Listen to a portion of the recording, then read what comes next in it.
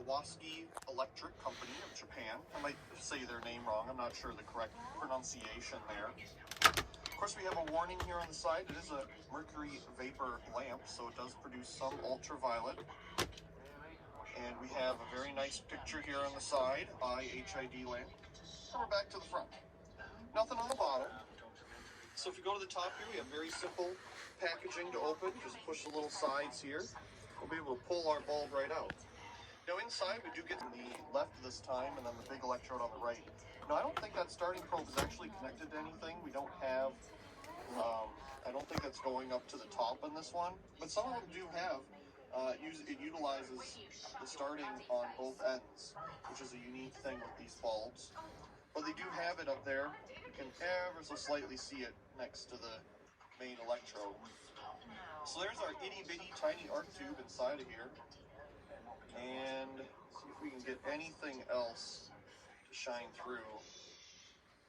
I think that's about it. So our arc tube's about here in the middle of the lamp. Very pretty bulb. Just the quality of it here is amazing. I mean, just the lines of it. There's no power factor of 0.15. Oh, it's terrible. Oh, That's all that one does. Look at the little arc Doesn't get tube. any brighter than that. Let's see if I can focus it better for you. Okay, so I bought this sort of Philips Ecotone nightlight bulb from a car boot sale like a couple of days ago, and I wondered what on earth was it was hiding inside it. So, for experimental time, I smashed this open by a screwdriver, peeled that off, and this is what's inside it: a standard fluorescent tube with 2 LEDs beside it on either side of it. So now I'm going to plug it in again and see what it looks like this time with no cover. Right? Just a beautiful color. And you can tell on some of the like paper things, the doors here, see how they're glowing a little bit? So we're definitely getting, Just get the LEDs. off of That's this. it. That is affecting, paper and things like that. Of course, we don't have a deluxe white coating here. It's just a diffusion coating of some type of, thing. Anyway. Wonder. Yeah, there is the bulb, and it lighting up everything very nicely. Yeah, you can definitely tell the effect No, even over there. doesn't on work. The flag on the door. It's definitely putting out some UV light. Oh, there we go. More than a I got the compact fluorescent part of it to work. of clear, I think, wood. So it's clearly one of these technologies where you have to flick it on and off I mean, maybe quite they do fast like standard clear to get the other part of it to light. vapor or something. There we go. I got it working. This definitely puts Hallelujah. out a lot more. Just absolutely love the color of this though. The spectrum of the bulb at full That LED is lit up there, look. and the CRI of So is the bulb compact. at full brightness. Yay!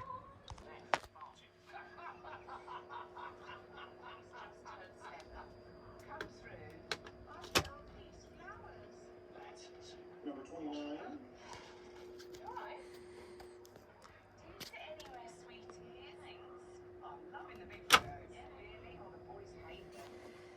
White, bluish mercury vapor color in person, of course, greened out here on camera. I mean, it does a decent job. It's definitely lighting everything up nicely. Let's take a look at some graphs. Here's the spectrum of the bulb right after turn on. But an interesting brand there. Haven't really heard of that one before. There's 2 of them, as you can see. One is in the box and one is right here. One of them he converted to CFL bulbs. Now these are really cool. They're not the standard warm white that you normally find. These are daylight color. I can't say I've ever seen one of those in person, let alone 2. So this is really neat. These are also not the standard, bullet shape. These are a globe shape. Now they are the same shape as a GE offering, and it seems to be in the same style of box as well. If you go back on my channel, you might find a video of a GE version of this. But let's take one of them out and show you what I'm talking about here. That's if I can do it with one hand. So here's our preheat CFL.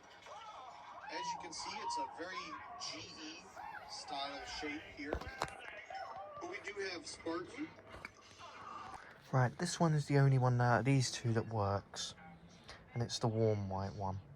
The cool white one doesn't work. I've plugged it in, it lit up once and then just died, so it doesn't work anymore. So yeah. To see and hold in person. I'm gonna get that back into its container here. Keep it safe. I do not at the moment have a way to turn this bulb on, but we could always try to acquire a Fulham Workhorse ballast and give it a go for sure. Okay, moving on over, we have a wonderful old Sylvania package here with a incandescent bulb inside. It's a 200 watt Sylvania incandescent. The etch is kind of still there and kind of not. Maybe you can see it there on the white part of the box behind it. It says 200. Got the Mogul base. Very nice older incandescent there. Goes with something that you'll see here eventually, or well, later in the video.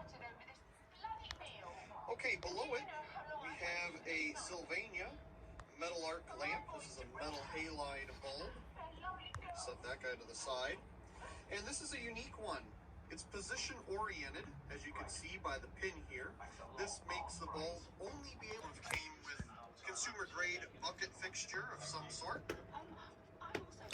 Next to it is this H&H Industries 11 watt CFL bulb. Let's go ahead and pop this one right here. This is a 125 watt mercury vapor version. I have a blacklight bulb in there. Still need to do a video on that. This is a very similar version, but slightly different. The one that I have on the wall there is made by American Electric. This one is Electropack. They're the same thing, but this one has some different stickers inside, as you can see.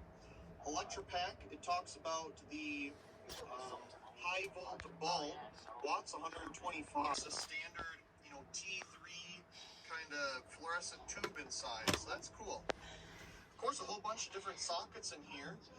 One of them to note is this one. This is a position-oriented socket. As you can see, it has a little stopper there. Really cool code beacon bulb. The ones you see on radio towers, cell phone towers, and the like. It has a special kind of bayonet-looking base on it. And on the top, I thought this was a really interesting brand. It's like even in the name or the logo of the company, this sideways curl. I remember seeing these back in the day at a thrift store, and now it's really cool to have one in the Collects.com. That's cool. Even has a little bump on the top to help hold the arc tube. Not many companies do that. Nice days. So this is very nice to have. Next, we have a Pro Arc Venture Lighting bulb here. Ceramic metal halide. Very Philips construction to me. Oh, it even says Philips. Haha. They were starting to shrink down the ballast enclosure.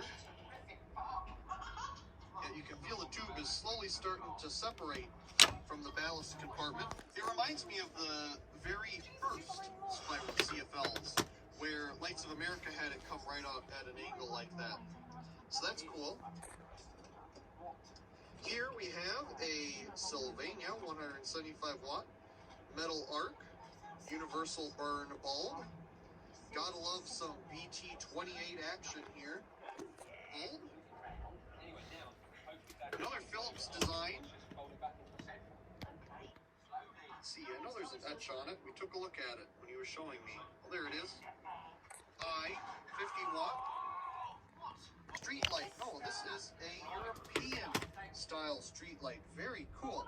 And what makes the European one different, or at least this one, put it back to high pressure sodium or leave it the way it is, because finding that tubular 150 watt bulb might be kind of hard. However, I just thought something. If I have some 50 watt high pressure sodium ballasts, I do have some tubular 50 watt. I love this giant beefy clip. That is so cool. What an awesome fixture. As always, I do hope you enjoyed today's video. And if you did, be sure to give it a like down below for watching.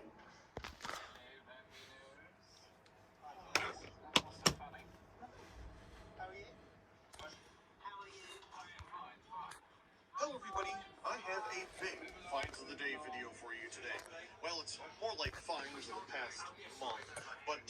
I just have to get your newspaper in.